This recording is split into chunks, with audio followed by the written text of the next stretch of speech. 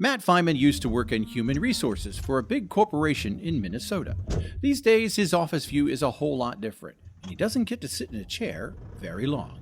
People ask me all the time, Matt, why did you move from Minneapolis, Minnesota to Virginia? And I always say, if you met my wife, you would understand why. I approached her and knew from pretty much day one that she was who I wanted to be with. And she made it very clear that if that was going to work, we were going to come down and move to Virginia and be on the family farm. Good job. I wasn't involved in a farm until I was 27 years old. I'm 35 now, and I've had to learn quickly. So the family farm has roughly over 1,500 acres in total. So we run a traditional cow-calf operation.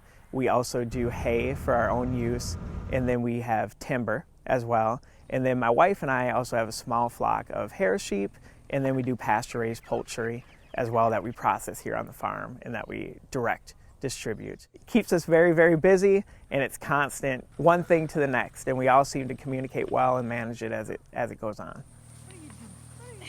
Been a big struggle, but it was a great opportunity for me to learn more about myself and find my identity. And through that process, I've been able to achieve quite a few things, and now I sit as the American Farm Bureau Young Farmer and Rancher Chair. The American Farm Bureau Federation Young Farmers and Ranchers program prepares farmers from age 18 to 35 for leadership roles in the organization, from the national down to the local level.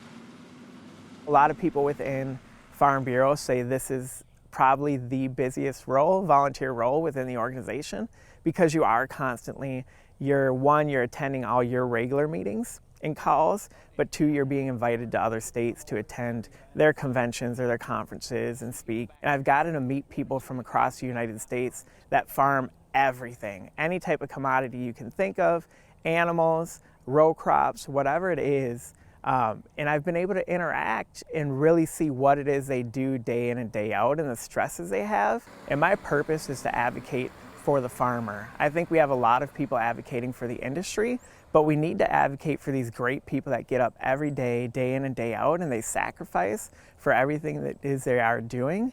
And they don't have that support system. They don't have people to lean on, and they're humble people. By being new to agriculture and being able to sit in this role, I've seen how phenomenal those people are and what they are doing, and they need to brag about themselves more. We've made mistakes here in this country, and we have not tried to support people or push people to be on the farm or have these type of jobs, and we need to go back to doing that. Farmers feed America, farmers feed the world, and if we don't have people that are willing to do that and willing to be on the farm, we're gonna be in a tough spot.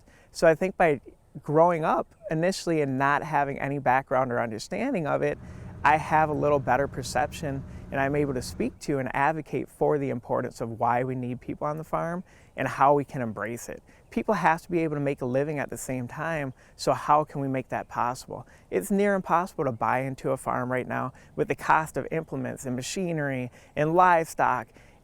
It would be quite crazy to say, hey, you know what, wake up one day and say, I want to be a farmer. So how do we ensure that is something we're raising people and giving people that option to do?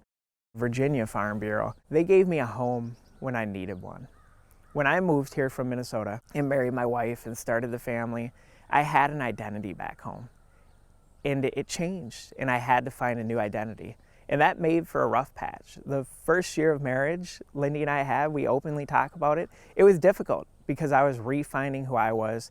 I was learning about the farm. I was learning about agriculture. I was trying to find my place and fit into her world at the same time.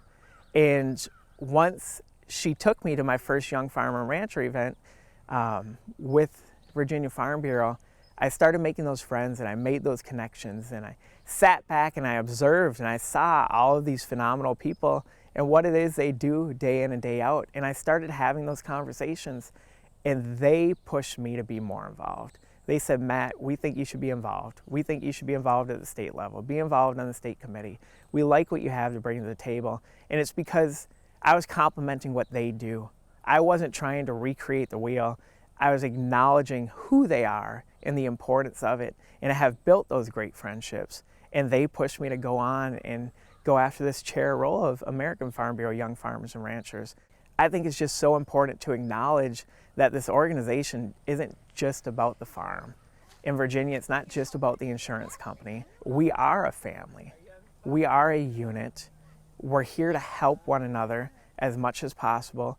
And I truly believe that has helped me find what my purpose and what my calling is in life. And that is to be here and be in this role, and in the future to be able to advocate for farmers everywhere. Feynman will continue traveling the country and promoting Agriculture and Farm Bureau until March 2024, when he will pass that role to the next Young Farmers and Ranchers Chairman. Reporting from Richmond, Virginia, I'm Norm Hyde.